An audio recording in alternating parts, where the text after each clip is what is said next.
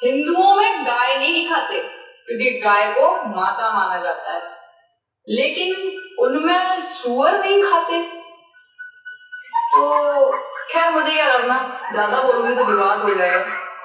अस्सलामु अलैकुम वरहमतुल्लाहि वबरकातुहू। सवाल सुन लिया आपने। सवाल यह है और बुनियादी बात यह कही गई है कि वो गाय को माता मानते हैं, इस वजह से वो गाय नहीं खाते हैं। तो हम जब पिग नहीं खाते हैं तो बात ये जैसे कि कही जा रही है इनडायरेक्टली, वो ये कही जा रही है कि हम लोग शायद पिग को कहीं माता तो नहीं मानते हैं।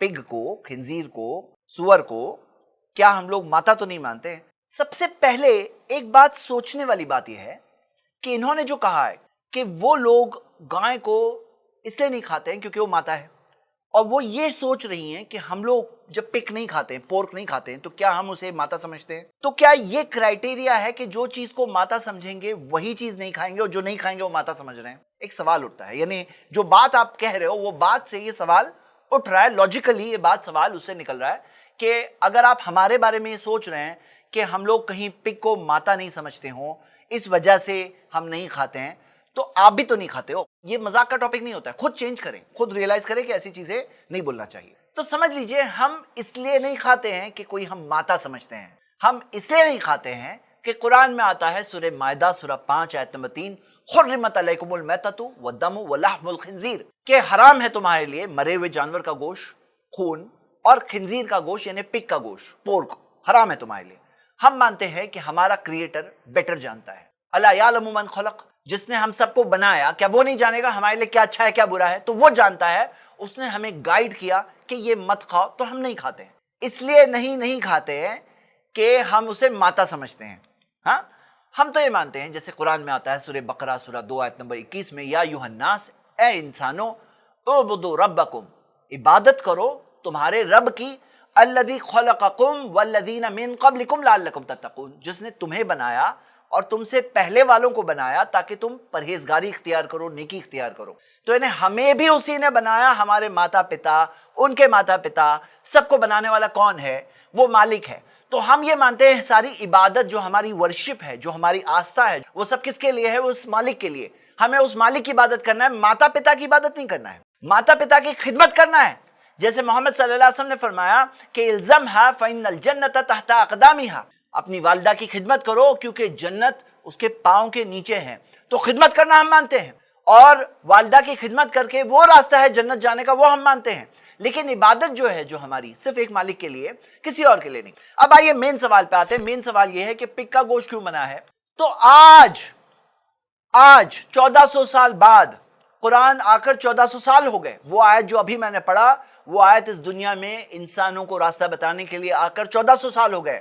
आज जाकर मॉडर्न रिसर्चर्स इस बात को समझ रहे हैं। मिसाल के तौर पे डॉक्टर गॉर्डन टेस्लर, उन्होंने अपनी किताब द जेनेसिस डाइट के अंदर 200 बीमारियों की लिस्ट दी है, 200 बीमारियां, और 18 अलग अलग वर्म्स जो होते हैं पोर्क खाने से। पोर्क खाने से कितने? 18 अलग अलग वर्म्स, 200 अलग अलग बीमारियां। और वो 18 वर्म्स में कई सारे डेंजरस वर्म्स है। टेप वर्म के बारे में हम देखते हैं कि कई मीटर्स लंबा भी हो जाता है जब वो ग्रो होता है, और कई मीटर्स लंबा भी होकर के बहुत डेडली भी साबित हो सकता है, किसी की जान भी जा सकती है। और बहुत सारी बीमारियों से कई सारे उसके लीथल रिजल्ट्स होते हैं। आप इस रिपोर्ट में देखिए, जो साइंस डायरेक्ट के ऊपर ये जो रिसर्च पेपर दिया हुआ है, और इस पेपर के अंदर आता है pork as a source of human parasitic infection. तो पोर्क सोर्स है। आज रिसर्च पेपर्स में ये चीज आ चुकी है, आप खुद देख सकते हैं। ये पोलैंड का एक रिसर्च पेपर है, इसके अंदर भी आ चुका है कि किस तरह से पोर्क के जरिए अलग अलग बीमारियां होती है। और ये मैटर वो लोग बता रहे हैं कि एस्केलेट होते जा रहा है। जिस तरह से पोर्क कंजम्पशन बढ़ रहा है, तो बीमारियों का सोर्स भी देखा जा रहा है बढ़ रहा है। बल्कि आप देखोगे कि खुद कई सारे आउटब्रेक्स अमेरिका में 1998 से लेकर 2015 की रिपोर्ट है कि कई सारे जो आउटब्रेक्स है, बीमारियों के आउटब्रेक्स, वो पोर्क पर ब्लेम किए गए हैं कि पोर्क खाने की वजह से अमेरिका के अंदर ये सारे बीमारियों के आउटब्रेक्स हुए थे, जो पीएमसी के इस रिसर्च पेपर पे आप देख सकते हैं। और कई सारे ऐसे रिसर्च पेपर्स हैं जिनसे बात साबित हो चुकी है। यानी आज अभी ऐसी चीज नहीं है जो बस कुछ लोग बोल रहे हैं, ये मेन स्ट्रीम में साबित हो चुका है कि पोर्क के जरिए कई सारी बीमारियां होती है, पैरासाइटिक इन्फेक्शन होते हैं।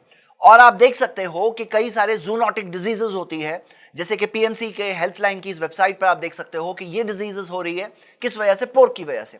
और एक बहुत बड़ा प्रॉब्लम यह है कि पोर्क के अंदर बहुत सारे high level of saturated fats होने की वजह से, चर्बी ज्यादा होने की वजह से, पोर्क खाने वालों को उनके ब्लड वेन्स के अंदर जो पोर्क की वजह से जो डिपॉजिट होता है फैट, और उसकी वजह से हार्ट डिजीजेस, हाइपरटेंशन और ये सारे प्रॉब्लम्स भी होते हैं पोर्क की वजह से। एक और प्रॉब्लम है, एक और चीज देखी जा सकती है कि पिग में एक बहुत बड़ा लव होता है फीसेस, ह्यूमन फीसेस, यानी कि इंसानों की जो पॉटी होती है, जो टॉयलेट होती है, उसको खाना, और सारे एनिमल्स की पॉटी खाना, और मरे हुए जानवरों को जो सड़ जाते हैं, कैरियन जो होते हैं, वो खाना, डेड एनिमल्स को खाना, सारी चीजों को, यहां सारी चीजों को खा के साफ करना। और ऐसे भी एनिमल्स की जरूरत थी जमीन पर, लेकिन उसका मतलब ये नहीं कि हम उनको खाने लगे। कुरान की एक आयत से हिंट मिलता है इस चीज की तरफ। कुरान की एक आयत है सूरह नाम, सूरह 6 आयत नंबर 145। इसके अंदर आता है कि औ लहमा खिंजीर, और खिंजीर का गोश्त, फइन्नहु रिज्स, क्योंकि वो तो गंदगी है। तो खिंजीर के गोश्त के ताल्लुक से खास तौर से आता है फइन्नहु रिज्स, वो गंदगी है। तो ये जो गंदगी का एक क्लू हमें वहां से मिला, और वो लाइन से जब चेक करते हैं तो बहुत सारी गंदगी की वजह से, बल्कि बहुत सारी जो डिजीजेस आ रही है वो उसके इस गलत गंदी हैबिट की वजह से कि किस तरह से वो फिल्थ खाता है, टॉयलेट खाता है। और आपको मैं एक बात बता दूं कि जो एनिमल्स हलाल भी होते हैं ना, जो एनिमल्स हलाल होते हैं इस्लाम के अंदर, जो खाना जायज है, वैसे एनिमल भी अगर गंदगी, गलाजत, टॉयलेट वगैरह खा ले तो वैसे एनिमल को भी खाना हलाल नहीं है, जब तक कि उनको अलग ना रखा जाए, जब तक वो पाक ना हो जाए, प्यूरिफाई ना हो जाए। जैसा कि आप इस हदीस में देख सकते हैं, ऐसे एनिमल्स को जल्लाला एनिमल कहते हैं, इनको खाना भी जायज नहीं। ये मैं सिर्फ इसलिए बता रहा हूं क्योंकि इस्लाम के अंदर ये गंदगी, ये ऐसी चीजें हमारे कंजम्पशन में अंदर नहीं जानी चाहिए, इसका खास ख्याल रखा गया है। बाज रिसर्च पेपर्स में यह आया है कि इंसान जो खाता है उसका असर, जो चीज वो खा रहा है उसका असर उस पर भी होता है। तो जैसे कि हम देखते हैं कि पिग एक ऐसा एनिमल है जिसके अंदर फीमेल पिग के बारे में, जैसा कि आप इस रिपोर्ट से देख सकते हैं कि फीमेल पिग के बारे में बात यह है कि वो कई पार्टनर्स से मीटिंग करती है, और पिग्स के अंदर जो प्रोमिस्क्यूअस यानी अडल्ट्री वाला बिहेवियर बहुत कॉमन होता है।